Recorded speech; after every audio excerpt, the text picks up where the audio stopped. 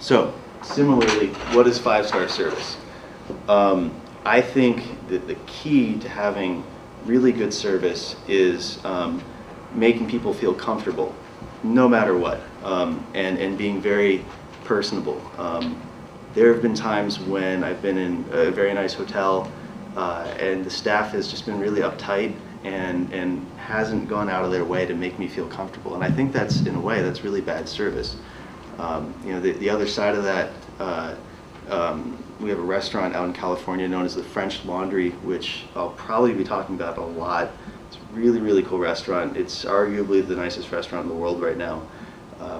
I was there at the end of the summer, and a guy in the middle of his 4 or 5 hour long dinner just really wanted to take a nap. And that was like no problem for the staff there. I mean, these are people in tuxedos. It's a $500 dinner, but if you want to take a nap, you just go right ahead and do that, because you know this is five-star service and you can do whatever you want. So something I'm going to tell you guys a lot is just do whatever you want. Ask why not. You know, there's also a certain aspect of creativity that goes into five-star service, and again, character, being unique. So the first handout, did anybody not get the handouts? This one here, this newspaper article, is a really good example of five-star service. They're talking about just the craziest things that concierges in five-star New York City hotels have ever heard of, have ever been asked. And I think my favorite one from that article was somebody at the W, which is not a five-star hotel, it's a 4-star hotel in Times Square, said, I want to buy a double-decker red London city bus, and I want you to ship it to my house in Dubai.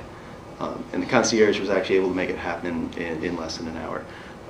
That's awesome service. That's not what that concierge is there for, but they were able to do it. So really, anything goes. Ask for anything you want. The worst you can hear is no.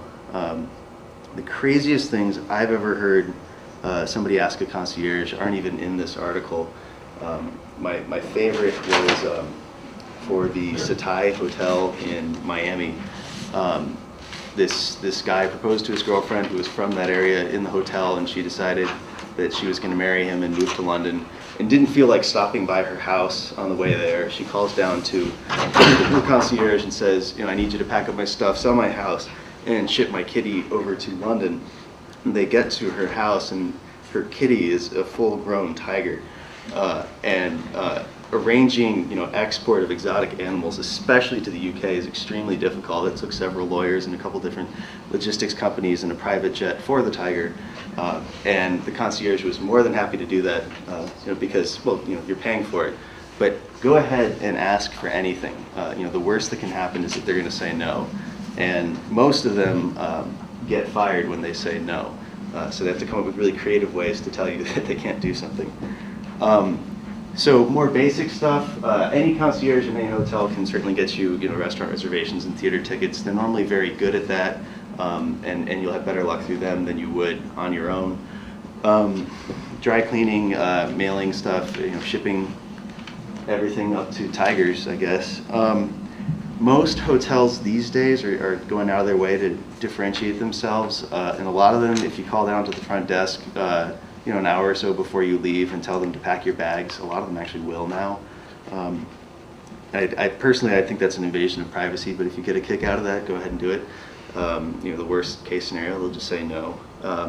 And a lot of them have relationships with local stores, and you can say, go buy me a suit, and I want it tailored in my room. I don't want to leave my room. They'll do that for you. Business services, translation services if you're somewhere abroad. All of that's commonly available, at least in a 5-star hotel. If you're not staying in a 5-star hotel, then it's even more fun to hang out in them and pretend that you're staying there. I'm an expert at this. My favorite thing to do is to go for tea and pretend I'm British. Great places to do that around the world would be Hotel Alvear in Buenos Aires, Argentina. Has an amazing tea service that takes like 2 hours. It ends up being like $10, but you get better service there drinking tea than you would, hanging out in your room.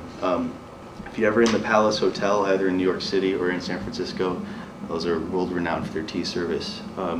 in order to have a 5-star hotel, you do need to have an interesting restaurant by most people's standards. Any big hotel is going to have a restaurant. Most hotel restaurants are pretty boring.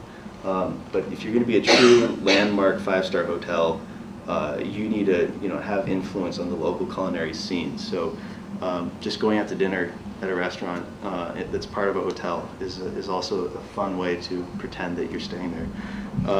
Try the concierge anyway if you're walking around in there, or if you're drinking in the hotel. Normally they'll help you out as long as you don't pester them too much. They're really good at being able to tell if you're staying there or not, but they'll usually help you out anyways if they're not super busy.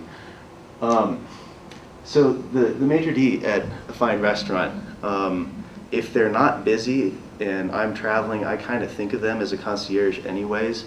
I was in San Francisco once at Gary Danko, which is a restaurant that's part of a consortium I'll tell you about in a little bit. And a brand new restaurant had just opened up a couple blocks away. They were competitors, but this new restaurant sounded really cool. It looks like it's going to be a Michelin 3-star now. Kind of a big deal. Absolutely impossible to get tables. So what I did is I went out to dinner at Gary Danko and I just talked with the maitre d' and I said, hey, do you think you could get us a table over at Cyrus, this new place?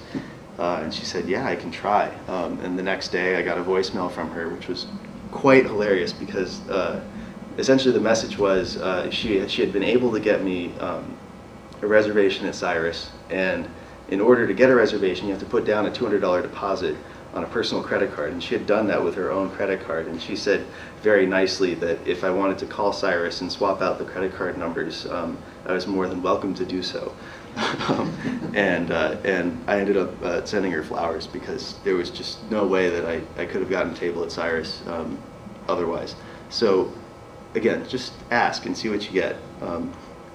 Realtors are extremely helpful in this right.